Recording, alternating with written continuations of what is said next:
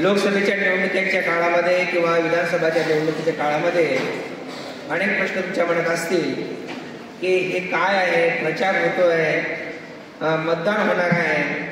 काही ठिकाणी तुम्ही पाहिलं असेल की लोक लाईनीत लागलेले आहेत, पण नेमकं काय असतं हे तसं तुम्ही शिकलेले तर आहात, पण प्रॅक्टिकली तुम्हाला ते माहीत नाही. कारण की आपल्या देशामध्ये मतदानाचा अधिकार जो आहे तो वयाच्या कितव्या वर्षी असतो? बिलकुल. आणि मतदाता दिवस, नॅशनल वोटर डे. आणि या निमित्तानं तुम्हाला या सगळ्या गोष्टींसाठी जागरूक किंवा अवेअरनेस तुमच्यामध्ये आणण्यासाठी आपल्या 8वी अ आणि ब च्या विद्यार्थिनींनी एक जो बूथ असतो तो इथं बनवलेला आहे. आणि एका छोट्याशा स्क्रिप्टच्या माध्यमातून तुम्हाला कळेल की मतदान कसं होतं आणि ती प्रक्रिया कशी असते. तर पाहूया एक स्पेशल मतदान कसं होतं त्याच्याविषयीची स्क्रिप्ट.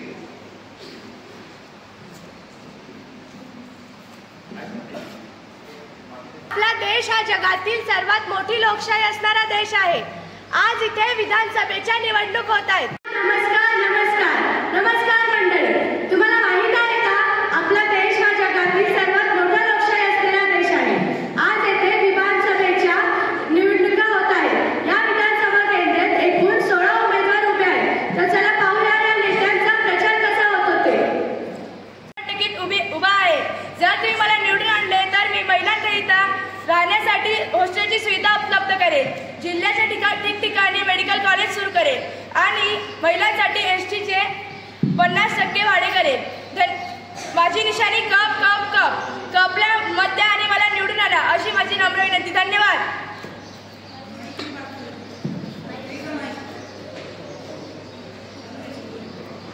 नमस्कार मंडळी नमस्कार. तर मी यावेळीच्या विधानसभा निवडणुकीमध्ये उभी झाली आहे आणि मागच्या वेळेस आपण सर्वांनी मला बहुमताने निवडून आणले होते.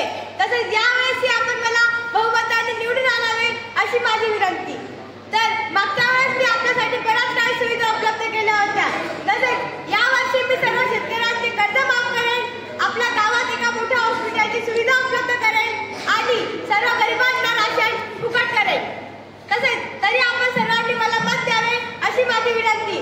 आपली निशाणी शिट्टी शिट्टी शिट्टी. धन्यवाद. नमस्कार. मी यावर्षी विधानसभेच्या निवडणुकीत उभी आहे. जर तुम्ही मला निवडून आणले तर मी आपल्या गावासाठी बरेच काम करेल. जसं की पाणी उपलब्ध करेल, आपल्या मुलांच्या शिक्षणाची फी माफ करेल आणि रस्ते दुरुस्त करेल. तर माझी अशी विनंती आहे की तुम्ही बहुमताने निवडून आणावे. आपली निशाणी घंटी घंटी. करतात हे नेते आपला प्रचार.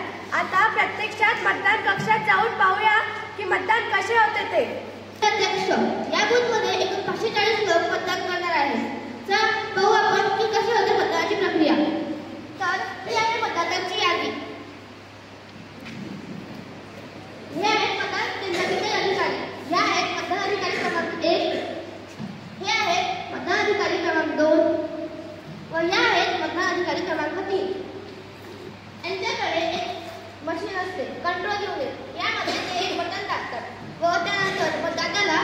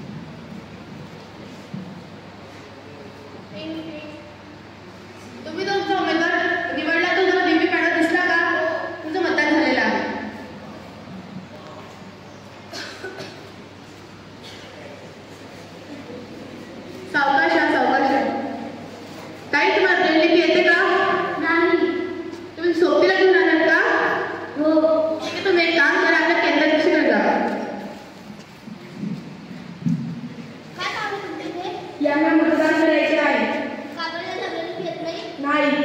ठीक आहे. तुम्ही आता सोबत आलेला आहात का? हो.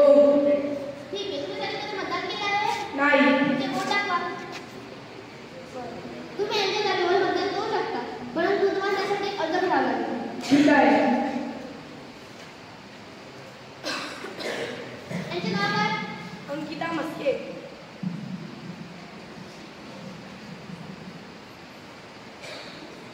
तुमचे नाव काय? सिद्धार्थ पाटील.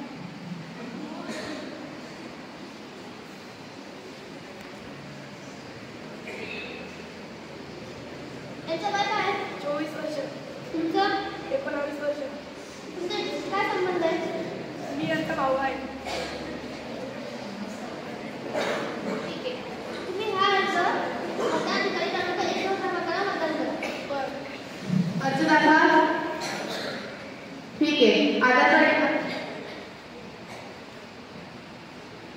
ठीक आहे. जरा तुमचं करा. अंकिता मस्के 321 बरोबर? हो. पुढे जा. इथे सही करा.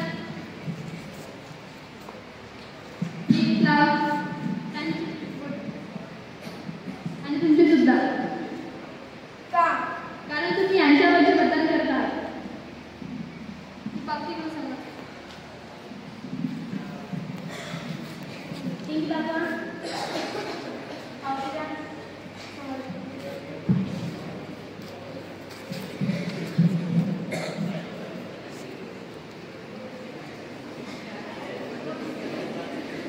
तुम्ही इथे थांबा.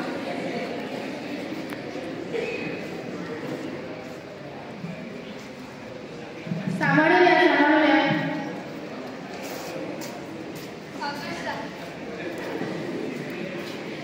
जर कोणतेही मतदाता अपंग असतील किंवा ते अंध असतील व ते दिसत नसेल तर ते आपल्या सोबतीसोबत मतदान करू शकतात.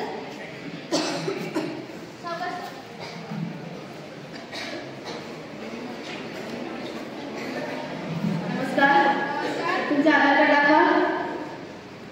ठीक आहे. निशा वाघोडे 811 बरोबर? काय? निशा वाघोडे? नाही, मी तर निशा वाघोडे नाहीच आहे. मी चालेल आहे निशा वाघोडे. नाही, मी निशा वाघोडे आहे. अरे थांबा थांबा थांबा थांबा. भांडण नका करू. तुम्ही आपल्या पेरेला कशाने जा. बोला काय काका? ती निशा वाघोडे नाहीये. निशा वाघोडेला मी चांगलीच ओळखते. नाही, पण मी निशा वाघोडे आहे. ती खोटी बोलत आहे. जर तुम्हाला यांचा आरोप लावायचा तर तुम्ही लावू शकता. तुम्हाला त्यासाठी 2 रुपयाची पावती काढावी लागेल. आणि जर तुमचा आरोप खोटा निघाला तर तुम्हाला तुमचे 2 रुपये जप्त होतील. परंतु जर तो खरा असला तर तुम्हाला 2 रुपये परत भेटतील.